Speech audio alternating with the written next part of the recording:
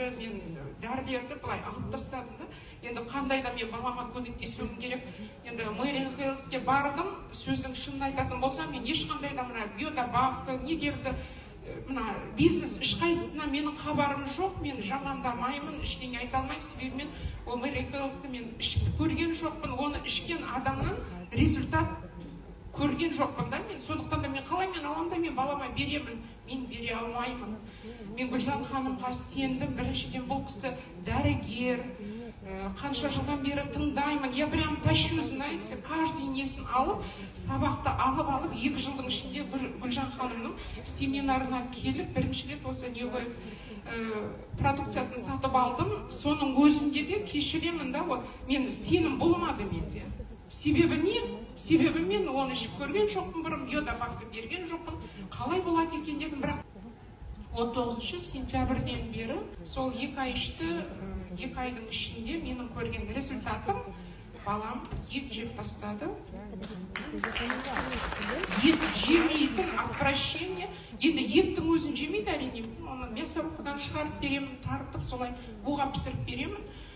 Содан соң түнде тыныш ұйықтайтын болды. 2 айдағы менің көрген результатым осы. Түнде енді мен баламды тастап жұмысқа кетемін ғой, жұмысқа кеткен кезде қорқады да ол. Мен ұзаққа тастап кетеді ма деймін, я и ночью подрабатываю, и днем подрабатываю, как могу. И соныменен баламның бірінші рет сол аппетиті ашылып, кашадан басқа ештеңе жемейтін. Даже мен смес беретінмін. Кашына малышко, малюткалар бар ғой, соларды беремін. Потому что баламның тамағы тоқ болу керек. Печеньені езіп беремін.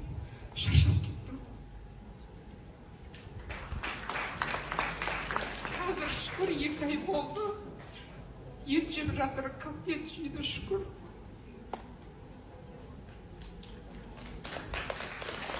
Ультра нони, енді менің бір есімде қалғаны баламның нони, соны айтып үйретіп жатырмын, сөйлей алмайды дұрыс.